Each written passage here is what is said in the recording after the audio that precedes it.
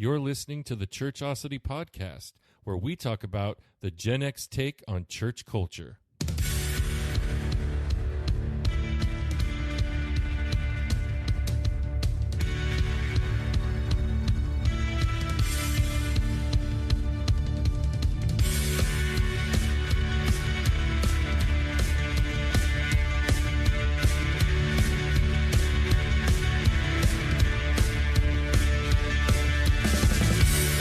Welcome to another episode of the Churchosity Podcast. My name is Heath Brady, and I am your host. And my name is Andrea Brady. I'm your co-host. We're Gen Xers, giving our perspective on church culture. This podcast is dedicated to the Gen X Christians. You know, the ones who just want to keep it simple. The ones who just want to live quiet, peaceable lives. We represent the generation of Christians who sometimes look at what others are doing and thinks, whatever. But as it says in 1 Timothy 1:5, the goal of our instruction is love. From a pure heart. And from a good conscience. And a sincere faith. So here we are, Andy, back in the saddle again. Where have you been? Where have you been? Right next to you. Purgatory. No, man, I tell you, it has been, what's it been, 3 months? 2 months, at least 3 months since our last episode? It's been a little while. It's been a while. We've been a little busy. We've been a little busy. What have we been up to? We moved. We moved. You know. We moved to Europe. Yeah, right. I wish. We moved to Paris, France. No. We didn't move too far away. No, we didn't, but it was a major upheaval. Yeah. Upheaval. Upheaval. I like that word. Upheaval-esque. Yeah. Yeah, we did a major move to a different city. Not too far away from where we were, but we're in a different city, in a different state. Still in the Pacific Northwest. Yep. So I have to tell you, I think I kind of like the weather here a lot more than in the greater Seattle area. Yeah. I think the weather here is a little nicer. I know the weather here is a little nicer. And a little warmer. A little warmer. Except for the past few days, we did get like 4 inches of snow at our house. Yeah. But it's gone already. And people down in this area are very friendly and talkative, and I'm really enjoying it. Yeah, I forgot what life was like prior to the Seattle freeze. Yeah. Until we moved here. A lot of people don't know what the Seattle freeze is. Oh, that's right. The Seattle freeze. When did that start? Like 20 years ago? Well, no disrespect to our friends in the Seattle area. Of course not, because we're native Seattleites. We are. We love Seattle. Which gives us the right to diss on Seattleites. A little bit. Well, one of the things about the Seattle freeze, I'd say, 25, 30 years ago, people stopped talking to each other like they used to. Yeah. The friendlier you are, the more suspicious they are of you. Exactly. Because and then of course, with the creation of cell phones and smartphones, that contributed immensely to the problem of the Seattle freeze. Yeah. And it's just been really, really interesting as time has gone by, the way that people just don't talk to you. Or to each other. Yeah, it's really weird. Yeah. I'm glad that we're in this new environment now, and it's really fun. Yeah. We're enjoying it a lot, and we're exploring, because I don't know where anything's at. Yeah. I'm one of those people, I memorize maps, and I like to know where I'm going, and I like to know the sneaky back ways to get everywhere, and I like to explore my neighborhood. So anyway, I'm having fun learning a whole new area. Yeah. Yeah. It's been a blast. I got a new job. Yay.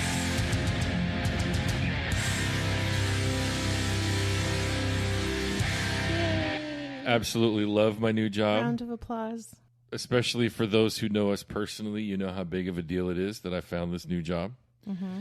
Lots of people praying for me to get this kind of a job, and come to find out after I got the job that there were people who were praying for the person they were going to hire for this job, like for a very long time. Aww. And I'm still kind of flabbergasted by that fact. I love it when there are answers to prayer. Yeah. I mean, of course, we all love answers to prayer, but it's awesome. It's one of those things about the character of God that creeps me out when it happens to me personally. Yeah. Meaning that I'm the recipient of answered prayers. You know, I mean, it's, and I mean creepy in a cool way.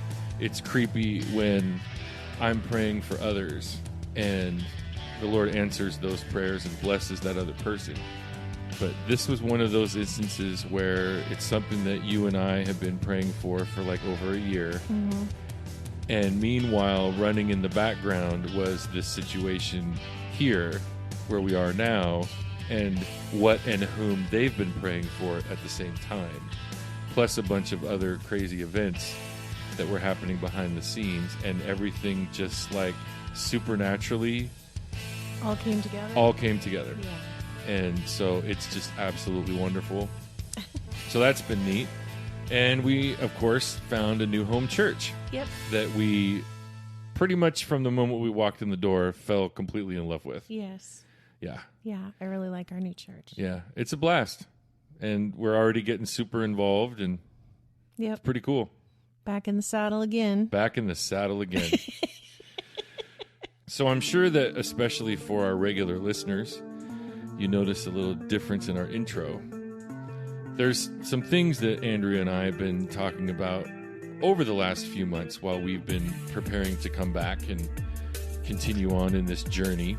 And we just kind of noticed towards the end of season 2 that almost every single topic that we would talk about when we were putting our content together, we were having conversations that revolved around people from our generation. Right. And how, especially Christians from our generation, people in the church from our generation, and how they probably are reacting or thinking when it comes to all of the stuff going on in our world, in our culture, in our country, in our community, and especially in the church. Yeah. Every generation has a different perspective, it seems. Yeah. By and large. I mean, everyone has their individual idea and perspective and opinion, but, you know, it just seems to me that these groups of people, based on their age, tend to view things a little differently. Yeah. And we've just sort of, you know, we decided we're going to, you know, it's a new year. Yeah. New spin. New beginnings. Yeah. New season. So welcome to season 3. Yay. It's pretty fascinating. It's our 3rd season already. Mm-hmm.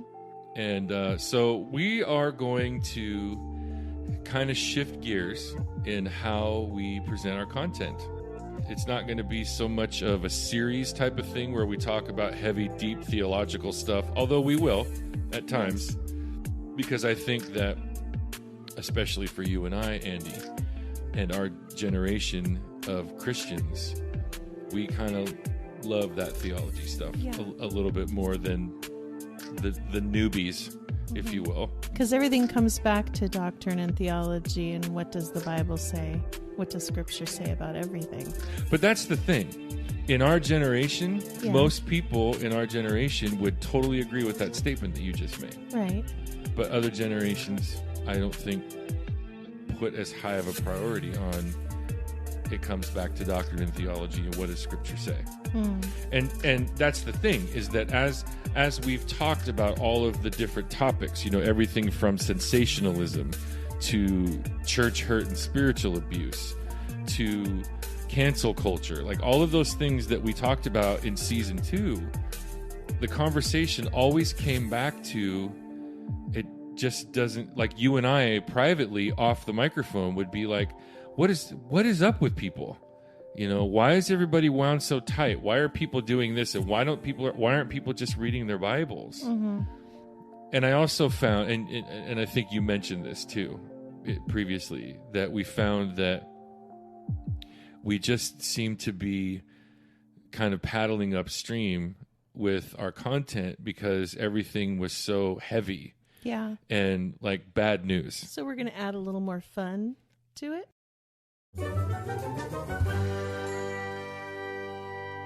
A little more lighthearted stuff. Well, yeah, because, I mean, we're Gen Xers. You know, we're the generation that's just like, whatever. Yeah. You know, leave us alone. You know, quit bugging me. You know, and to be honest with you, this is the part of my Christian faith where I identify with all of the times in the Gospels where Jesus went off to be alone. And you know, if he wasn't a perfect man, I mean, we know Scripture says that he was perfect. Right. Like, let's just say he was like me and went off to be alone, and somebody found him, I would have lost my friggin' mind. Yeah. Like, oh, man. Because I'm a Gen Xer, and there are just a lot of those moments where we're just like, whatever, man. Like, you do you, bro, because I just want to chill, you know? And so, you know, we'll talk about, you know, we'll bring up movie quotes, we'll bring up song lyrics, you know, because that's just kind of how we roll. And well, that's who we are. Yeah. And we'll have all kinds of fun talking about stuff. And so we just decided that was what we were going to do in this new season and go in this new direction and see where it lands us. And we're going to talk about things probably that we haven't talked about before. Because we were so focused on talking about the hard stuff and the tough stuff. And we still will talk about some tough things. Yeah. Don't you kind of feel like if we approach things from the vantage point of a Gen X Christian, that we can talk about things that we couldn't before? Yeah, a little bit. A little bit. Yeah. So I'm pretty excited about that. Good. So it may come as a shock to you and to our audience. Yeah. But I've kind of taken an all things break from Twitter. I don't really spend a lot of time on social media at all anymore, and it's kind of been refreshing. But I do, you know, have a gander from time to time. And it seems to me like the thing that everybody is kind of griping and complaining about in the church culture is still all things COVID. Oh, still. Yeah. It's just absolutely nuts. And you know, Andy, you and I had a conversation recently, and I'm going to bring this up here on this episode because this is one of those moments where I would love it if I wish that we were doing a live stream, because I would love to have audience participation and feedback, like in the moment. So if you're listening to this right now and you want to chime in, shoot us a comment on one of our socials, whether it's Instagram, Facebook, or Twitter. Our handle is @ChurchosityPod. Correct. And just send us a message what you think about this. But when we get on an airplane, we are putting our very lives in the hands of someone who has gone to school, received serious training, has logged hours upon hours upon hours, like in the hundreds, just to be able to fly the airplane. We're getting on that airplane and we are trusting that person who is like professionally educated and trained. Right. And we don't think twice about that. Or we go to the doctor who has gone to college for 14 years and been an intern and done a residency and done their rounds and has hours and hours and hours and hours and hours in the thousands of experience and knowledge. And if you're going to see them as your personal doctor, they now have a practice.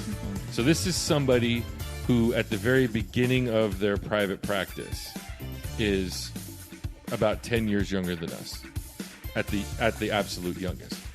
But this is a person you go in and you tell them what's the matter, and they go, oh, this is what's the matter. And then they give you a prescription of some kind, and you trust that.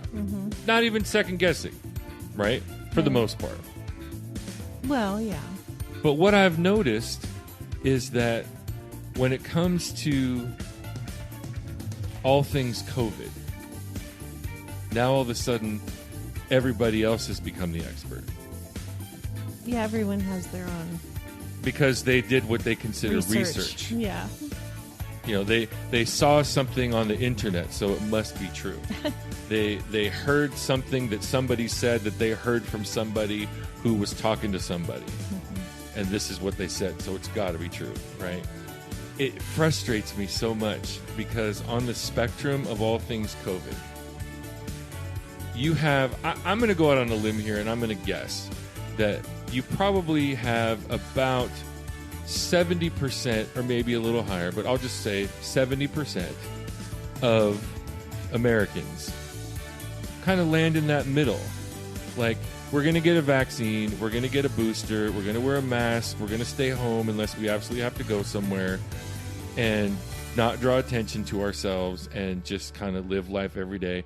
And if I catch the latest variant of the virus, I know I'm not going to die because I have the vaccine. Like, I would say that probably about 70% of America is like that.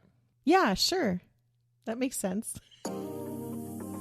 But then on one end of the far end of the spectrum, you've got 15% of the culture, let's say, that's like anti-vax, anti-booster, anti-mask. I've got, my own personal immunity, or I caught COVID, so I'm good. I got the antibodies in my body. Like, you've got that camp. Right.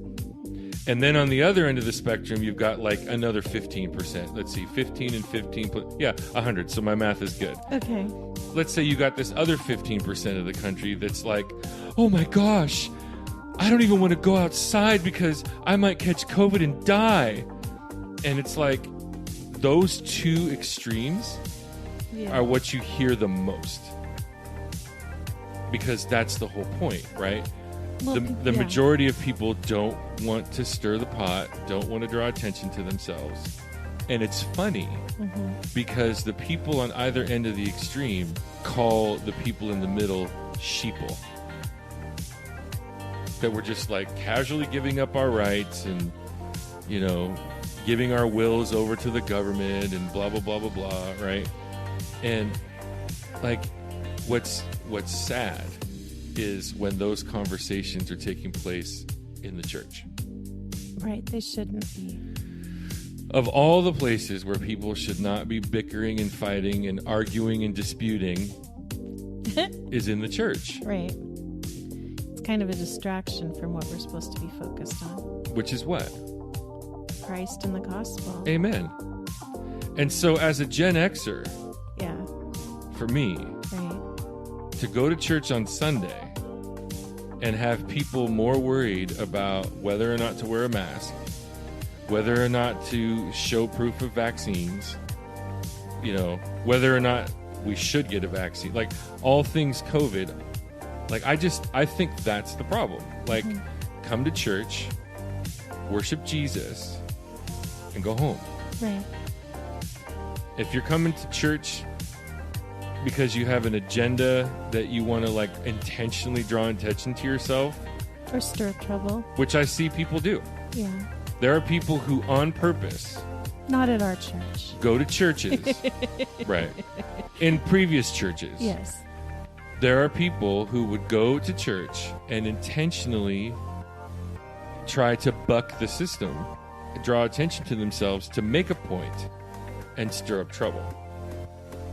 And, Scripture says to live quiet, peaceable lives. Why in the world would you go to church and live a loud, obnoxious life? Right. You know what I mean? So that whole conversation about all things COVID, like, I know you and I say all the time, like, we're so done. And yet, there it is. And if you're maybe it exists because we pay attention to it. Exactly. And as a Gen Xer, I don't want to be paid attention to. It's so funny because, like, I don't have a problem with whether or not somebody wants to get a vaccine. It's up to them. Yeah. I don't think it should be mandatory, but as I've said before, I think everybody should get the vaccine. Yeah. I think it's a smart thing to do, but that everyone's entitled to their opinion, I guess, and what they want to do with their body. Yeah. But when you're making those decisions based on opinions rather than facts, that's where it gets bad. Mm-hmm. And then those opinions become this made-up story that you did research. Right. You know. Well, I guess, I mean, people can make their educated decision once they have all the facts on what they think is best for themselves. But they shouldn't expect everyone to feel the same way, right, and believe the same thing and have the same opinion.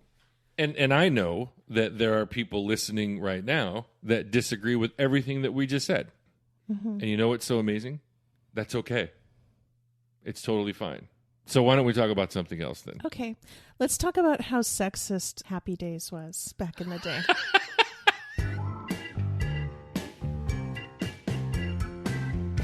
Wow. No segue or nothing. Well, I don't know what show we were watching recently, but it was kind of a parody of some of the old 80s shows. Oh, live in front of a studio audience. It was awesome. Yes. So it got me thinking. Yeah. You know, what were some of the shows that we watched back in the day? Yeah. In the, late 70s, 80s. Anyway, and Happy Days was always my favorite show. And, I think that Tuesday night television on ABC yes, was Tuesday the night. best night of television when we were kids. Tuesday night, 8 o'clock. Yep. Happy Days. 8:30. Laverne and Shirley. Laverne and Shirley. Followed by, do you remember? 9 o'clock, ABC. ABC, 9 o'clock on Tuesdays. Yeah. Oh, I don't Three's remember. Company. Three's Company, duh. Because most of us... The Forbidden Show. Yeah, because most of us kids were put to bed by 9 o'clock back then. That was no longer considered prime time back then. Yeah. But I tried watching an episode of Happy Days recently, and it was so cringy. Yeah. It's like, oh my gosh. Yeah. Like, I'm curious to know what you think are some of the 80s shows that stand the test of time. What do you mean by stand the test of time? Well... Like they could show them today and get away with it? Yeah. Or... None of them. Exactly. Maybe All in the Family. All in the Family. Archie Bunker. That's what at the time, they were very progressive. Very. I mean... Like controversially progressive. Yes. In that they were kind of in a satirical way, making fun of the racism, old way of thought. Yeah, racism and misogyny and See, ageism. Like all of the isms and ologies that exist in culture today, they were... like you said, in a satirical manner, poking fun at that. Yeah. And really, really pushing the envelope. Yeah, they were. Like, I'm sitting here thinking right now of, like, some of Archie Bunker's most famous zingers. Like, his daughter's boyfriend, then husband. Didn't he call him, like, Meathead or something like that? Yes. Yeah. Sally Struthers was the actress. Is that right? Yeah. And I think, wasn't he Jewish? He was Irish. No, not Archie. Meathead. Oh, Meathead? Yeah, he was Jewish. Okay. That's, and that was another... Rob Reiner. Rob Reiner. But I meant in the character. Yeah, his character was Jewish. Yeah. Yeah. Mm-hmm. Huh. And then, of course, you had the infamous Sammy Davis Jr. episode, which was like the first African-American on a sitcom, I think. Well, Meathead had Lionel as a friend. That's right. And that's where the Jeffersons The spin-off. Yes. Jeffersons was a spin-off of All in the Family. Oh, man, there's another show that... Yeah. Yeah, I remember you and I were talking about this the other day, about how it would be so great if some of these old sitcoms from the 70s and early 80s would reboot, because especially some of the ones that were like racially significant, like Welcome Back, Kotter, Chico and the Man, Sanford and Son. I love Different Sanford Strokes, and Son. Yeah. To do like a more modern spin. But here's the thing. You go back and watch a lot of those old sitcoms, and I think, like you asked the question, what of those shows could stand the test of time? I don't think that very many of them could, because even if they approached things from an equality perspective, there still was the separation based on gender, based on race, based on age. I mean, they really did work within that time that they were Yeah. filmed. Yeah. What were some of the other shows that came out? Well, I mean, Family Ties. Family Ties. That might stand the test of time, maybe. Yeah. Well, they didn't bring religion into that show, but there was always politics. Oh, yeah. Because the parents were very, very liberal. Yeah, they were hippies from the 60s. And Alex P. Keaton, the Michael J. Fox character, he was a staunch Republican conservative kid. His idols were Nixon and Reagan, and he would get frustrated with things, and like there would always be those scenes where the camera would be up real close to his face, and he would be like venting his frustrations like he was talking to his parents. Yeah. But then the camera would pull back, and it would be the pictures of Nixon and Reagan that he had on his wall. Yeah. Those were funny episodes. Yeah. Does anyone watch The Cosby Show anymore? Is it even on the air anywhere? Can you stream it anywhere? Well, I don't know. Yeah, I'd be surprised. To be fair, I haven't actively been looking for it. No. But if cancel culture is authentic, right, then it's gone. I think the answer to your question is no. Right. Yeah, but I mean, you can't deny that it was one of those shows that everyone loved back so then. Groundbreaking. Yeah. Everything about that show. Amazing. Yeah. And the spinoff, Different World. Yeah, good stuff. Yeah. Really, really good stuff. But yeah, those shows came out like later in the 80s. Like I remember. Oh, that's true. I remember those shows being on after I graduated from high school, which was in 1989. But Cosby Show was on for a long time. Like 7 seasons or something like that. It was on for a pretty long time. Right. I think. But you brought up Happy Days. Uh-huh. And how sexist it was. Well, it was because it was my favorite show as a kid. I loved that show. Well, that and Little House on the Prairie. So I guess Little House, of course, stands the test of time because it was no, it doesn't. A period piece. It doesn't stand the test of time. They couldn't put that show on now. Why not? Because it's total patriarchy. I know, but it's a period piece of like. Oh, so that's the excuse. Pioneer days. That's the excuse. Yeah, we can show it because it's a period piece because it's talking about a different. It was time. filmed as a period piece. Yeah, yeah. I get it. Yeah. Okay.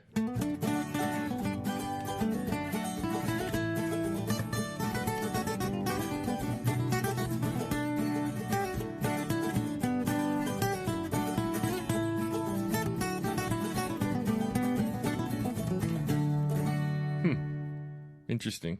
Going back to Happy Days. Yeah. Yeah. I think it's interesting how some of those gender roles that they had. Right. Talk about then. patriarchy. Yeah. Or machismo and what was considered cool. You know, like if you look at those shows like Happy Days or Laverne and Shirley, which was a spinoff of Happy Days. Right. You look at those shows, which are period pieces because they're supposedly the 50s, and you have the father who is off, earning the paycheck, the mother who is at home taking care of the home and raising the children, typical patriarchy, and then you have the perfect all-American nuclear white family with the one son and the one daughter, and of course the son is the older.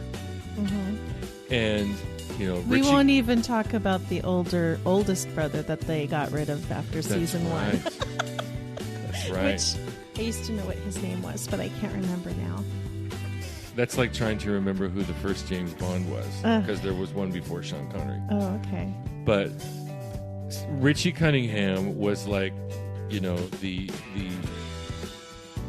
consummate white bread 50s boy who was clean and, he was popular and whatever. But to be cool, you had to be like the Fonz. You had to be Arthur Fonzarelli. You had to be a greaser. You had to wear leather. You had to ride a motorcycle. And what made you even more cool is if you smoked cigarettes. Yeah, but they didn't show that on the show. Well, if it was a troublemaking kid, they had characters that would smoke. Like if they were like a criminal. I think they had one episode where Joni tried smoking. She tried to be like a rebellious greaser. I think. You know? Well, think about 50s period pieces. Grease. Yeah.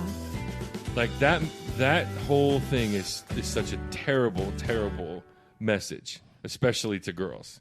Right? But we loved it, didn't we? Well, yeah. The music is great. Yeah. There's great comedy. Kind of messed me up. But think about it. All these sexist shows really... right. So think about it. How did Sandy end up getting Danny to fall in love with her and commit to her? She had to dress like a greaser. Yeah, she had to dress up like a greaser. Yeah. And smoke cigarettes. Yeah. And nobody catches that because they're so mesmerized by, oh my gosh, they're in that dream car, Grease Lightning, and they're flying off into the clouds together. They're in love. I know.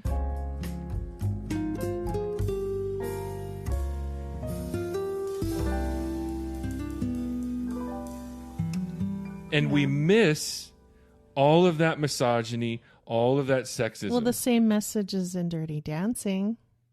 Ooh. Okay, let's go there. I mean, that message permeates. Which message? That if you want to be with the person you want to be with, you have to change who you are and become more like them. Right. But Baby didn't become a greaser. She tried. That's well, she what went the whole thing she about... hung out with that whole crew of people that were doing all of the dirty dancing. Oh, I see what you're saying. So she had to do what they were doing to get what she wanted. Mm-hmm. She's the Richie Cunningham. Got it. Of that scenario. Well, you know what, Andy? Same with some of the... But you know what, Andy? What?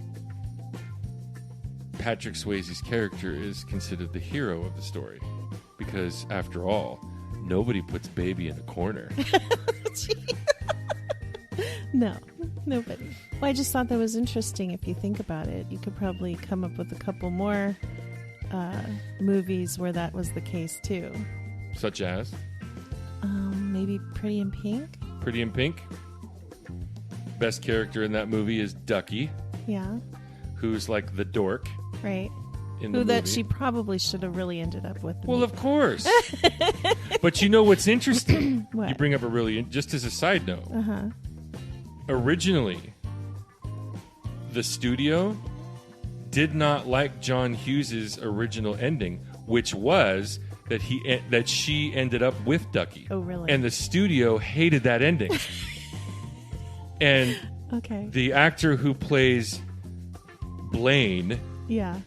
who she actually ends up with at the end of the movie, Mm-hmm. he was already off filming another movie and had shaved his head. Oh, no. So they had to bring him back to reshoot the whole ending, and he's wearing a wig. Oh, that's right. Which, if you that. notice, now everybody hopefully that's listening is going to go back and rewatch Pretty in Pink. When they get to the end of the movie, he's wearing a wig, and his hair's different. His hair's different. So John Hughes Uh-huh. did something out of rebellion to the studio. Because he did not like the fact No, he was so mad, but that they're he the had one to cutting the refilm check. that. Yeah, so yeah. what did he do? he make a different movie that He made another movie that almost has the same identical combination of characters in it as Pretty in Pink. What is the movie? Some Kind of Wonderful. Some Kind of Wonderful. There you go. That's And the what one. happened at the end of that movie? The main character of the movie, The girl's the misfit. the girl is the misfit. The girl is Ducky, Right. but she's the misfit. She's Right. the drummer who's the misfit, and she's secretly pining away for Eric Stoltz's character, the artist, the clean-cut boy who comes from money, sort of. Okay. Well, And actually, she- no, he doesn't come from money. She ends but, up with him. In but the they end up together at Got the it. end of the movie, and he rejects the rich girl. Got it. It's like the polar opposite ending of Pretty in Pink. Yeah. But John Hughes wanted that message that you can't help who you love, and you shouldn't have to change who you are to be with the person that you love. If two people love each other, they should be able to be together. Right. That was the point that John Hughes was trying to make. Yep. And so, yeah, you factor in, like, you start going back to all the different movies and sitcoms from when we were kids and bringing up all the sexism and misogyny and even racism and stuff like that. Like, these are things that our generation, we were oblivious to, Right. especially for us white folks. If you sit down and start scrutinizing it, Yeah. it's really eye-opening. It really, really is. Yeah.